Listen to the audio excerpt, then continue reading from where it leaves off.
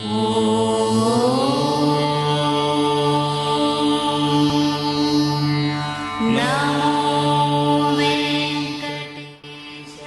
శనివారాల వ్రతాలు పూర్ణంలో ఎవరైతే ఈ కోరికలన్నీ ఉన్నాయో వారు మనస్ఫూర్తిగా స్వామివారిని ప్రార్థించి ఆ సంకల్పంతో చక్కగా 7 శనివారాలు ఉదయాన్నే కానీ సాయంత్రం కానీ వారు పరిశుభ్రంగా స్నానం చేసి నూతన వస్త్రాలు కానీ కొత్త వస్త్రాలు కానీ వేస్తూ చక్కగా స్వామివారికి భక్తిపూర్వకంగా నెమ్మదిగా ప్రదర్శనలు చేసి 7 పుష్పములు పట్టుకొని ప్రదర్శన చేసి స్వామి నా ఈ ఉపాధి మనకి ఇష్టం ఉద్యోగమో వ్యవసాయమో వ్యాపారమో లేదా వివాహమో సంతానమో గృహమో ఏదో ఒకటి మనోభిష్టం కోరుకుని మనసులో గోవిందనామాలు 108 నామాలు చదువుకుంటూ చక్కగా 7 ప్రదర్శనాలు పూర్తి చేసుకుని 7 ప్రదర్శనాలు అయిన తర్వాత పుష్పాలు స్వామివారి సమర్పిస్తే ఆచార్యులతో స్వామివారి పాదాల మీద మంత్రం లేకుండా స్వామివారి పాదాల మీద సమర్పిస్తారు ఆచార్యులు.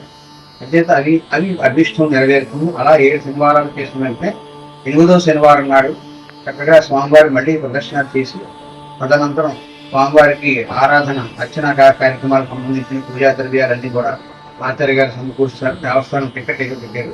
ఆ టికెట్ ప్రకారంగా భూస్వాములన్నీ ఏర్పాటు చేసుకుని స్వామివారికి భోగం కూడా చెల్లించి పూజ ప్రసాదం ఈ భోగం స్వీకరించి అక్కడికి వెళ్ళిపోయే ముందు అర్చకులకి స్వయంపాకం యథావిధిగా వైష్ణవ సాంప్రదాయంగా స్వయంపాకం ఎలా కాదో ఆచార్య గారు ముందుగా అది తెలుసుకుని ఆ ప్రకారంగా స్వయంపాకం కూడా ఇచ్చినట్లయితే అక్కడితో మీ వర్గం పూర్తవుతుంది. ఆ తర్వాత మీ అభిష్టం తప్పకుండా నెరవేరుతుందని చెప్పి మేము స్వామివారి తరఫున మేము చెప్తున్నాం.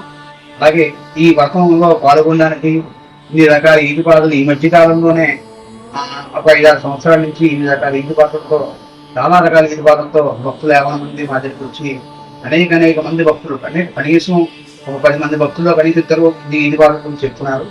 ఇవన్నీ రావడానికి కారణం ఏంటంటే మా పూర్వజన్మలో కానీ ఆ కింద జన్మలో కానీ ఏదైనా జన్మలో కర్మం మిగిలిపోయి ఉన్నా తర్వాత ఏదైనా పాపాలు ఏదైనా మిగిలిపోయి ఉన్నా ఇవన్నీ కూడా దాని తర్వాత ప్రతిఫలంగా పితృదేవత అనుగ్రహం పూర్తిగా లేకపోయినా ఇవన్నిటికీ కూడా ఈ సమస్యలన్నీ వస్తుంటాయి.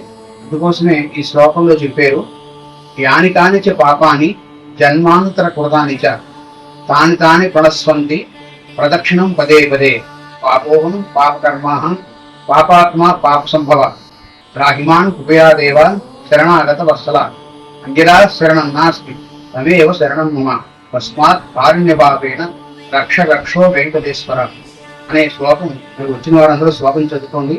లేని వారందరూ కూడా ఈ 108 భోజనామాలు చదువుకోండి. మొత్తం ఆ శ్లోకంలోనే అర్థం ఉంది. మనం తెలిసి చేసిన పాపాలు కానీ తెలియని చేసిన పాపాలు కానీ గర్జనంలో పాపాలు కానీ అంతకుముందు చేసిన కర్మలు కానీ మిగిలిపోయిన ఉన్నా కానీ పితృశాపాలు కానీ ఏమున్నా కూడా ఈ వెంకటేశ్వర స్వామి వారిని ప్రార్థించి చక్కగా వారి మనస్ఫూర్తిగా మనసంకల్పంతో వారు ఏదైతే భక్తి శ్రద్ధలతో చక్కగా ప్రదర్శన చేశారో వారి కోరికలు నెరవేరుస్తారని చెప్పి ఆగమ శాస్త్రాలను వేదాలను చెప్పుకున్నారు. అవునా తప్పకుండా ఈ కార్యక్రమాల్లో అందరూ పాల్గొని కోరికలు ఉన్నవారే కాదు కోరికలు కావాల్సిన వాళ్ళే కాదు అందరూ కూడా భక్తి శ్రద్ధలు చేసుకుంటూ వారి ఉద్యోగ వ్యవసాయ వ్యాపారాలు కానీ ఆరోగ్యం కానీ అన్ని రకాలుగా బాగోగులు కాపాడటానికి ఈ వేదాలు చెప్పబడి ఆ ప్రకారంగా భక్తులందరూ సద్వినియోగం చేసుకోవాల్సిందిగా కోరుతున్నాం. జై శ్రీమన్నారాయణ. ఈ అవకాశాన్ని సద్వినియోగం చేసుకుని అందరూ కూడా కృతజ్ఞతలు కావాల్సిందిగా కోరుతున్నాం. జై శ్రీమన్నారాయణ. జై శ్రీమన్నారాయణ.